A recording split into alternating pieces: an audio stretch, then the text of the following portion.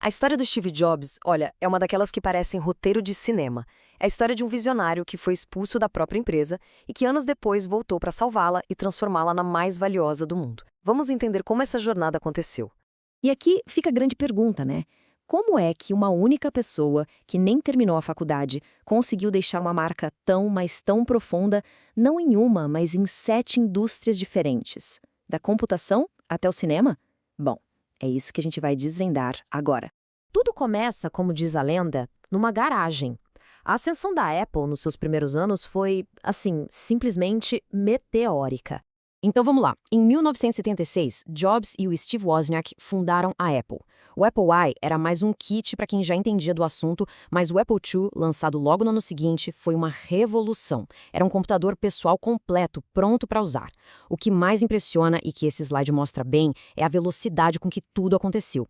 Em apenas 3 anos, a receita saltou para 139 milhões de dólares. E tudo isso culminou com a abertura de capital da empresa em 1980.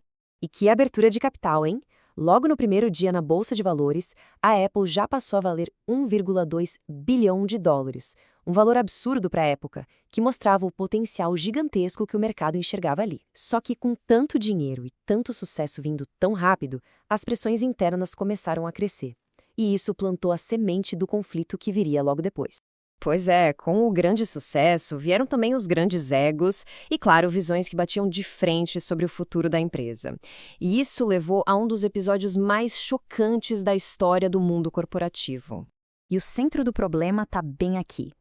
De um lado, você tinha o Steve Jobs, obcecado pela inovação a qualquer custo, que na época era personificada pelo projeto Macintosh. Do outro, o John Sculley, o CEO que o próprio Jobs tinha recrutado da Pepsi e que era focado estritamente no resultado financeiro. As vendas do Macintosh não decolaram como esperado e a diretoria ficou do lado do Sculley. E o resultado foi brutal. Aos 30 anos de idade, Steve Jobs foi afastado da Apple. É isso mesmo, ele foi expulso da empresa que ele mesmo criou. Para muita gente, naquele momento, parecia o fim da linha para ele. Mas aquele exílio forçado acabou se transformando num dos períodos mais criativos e, financeiramente, mais importantes da vida do Jobs. Ele não parou. Pelo contrário, ele se reinventou. Longe da Apple, ele fundou 2 empresas. A primeira foi a Next, que desenvolveu um sistema operacional, o Next Step, que estava, assim, anos-luz à frente do seu tempo. Era a base do que a gente conhece hoje como macOS e iOS. E a outra foi a Pixar, que ele comprou da Lucasfilm e transformou no estúdio que lançou Toy Story. O ponto-chave aqui é o seguinte: a Next desenvolveu a tecnologia que o levaria de volta para a Apple, e a Pixar foi a que o tornou bilionário. E então, a história dá uma volta daquelas de cinema. A empresa que o expulsou agora precisava desesperadamente da ajuda dele para não ir à falência. A situação não podia ser mais grave. Sem o Jobs, a Apple tinha perdido completamente o rumo. Os produtos eram confusos, a participação de mercado despencava, a empresa estava literalmente a algumas semanas de quebrar. E foi nesse cenário que o conselho tomou uma decisão desesperada: comprar a Next e trazer Steve Jobs de volta como CEO interino. O impacto do retorno dele foi, uau, imediato. Em 1998, ele lançou o iMac. Com aquele design todo colorido, super inovador, ele não só salvou a empresa, como fez a participação de mercado nos Estados Unidos pular de míseros 2,6% para 13,5% em um único ano. A Apple estava de volta ao jogo. E o que veio depois foi uma década que simplesmente virou o mundo da tecnologia de cabeça para baixo. Primeiro veio o iPod, que não só mudou a indústria da música, mas colocou 1000 músicas no bolso. Depois, o iPhone, o aparelho que redefiniu o que um telefone podia ser e praticamente inaugurou a economia dos aplicativos.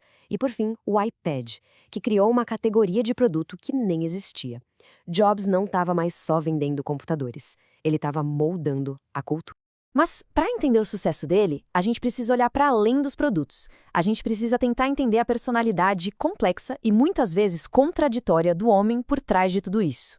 Jobs era um homem de dualidades. Por um lado, o visionário, detalhista, apaixonado. Por outro, o tirano, impaciente, brutalmente honesto. A própria filha dele, a Lisa, escreveu sobre o egoísmo e a crueldade surpreendentes do pai. Colegas de trabalho descreviam como alguém incrivelmente exigente, uma pessoa que podia levar os outros às lágrimas com as suas críticas. Talvez a maior ferramenta dele fosse o famoso campo de distorção da realidade. Era uma mistura de carisma com a força de vontade tão grande que ele convencia os engenheiros de que o impossível era, na verdade, alcançável. Por exemplo, ele exigiu que o primeiro Macintosh ligasse em segundos, algo que era considerado impossível na época. E a equipe, sob a pressão dele, conseguiu. Era assim que ele extraía o melhor das pessoas. E o resultado final de toda essa paixão e, vamos dizer, tirania está aqui. A gente volta para a nossa pergunta inicial.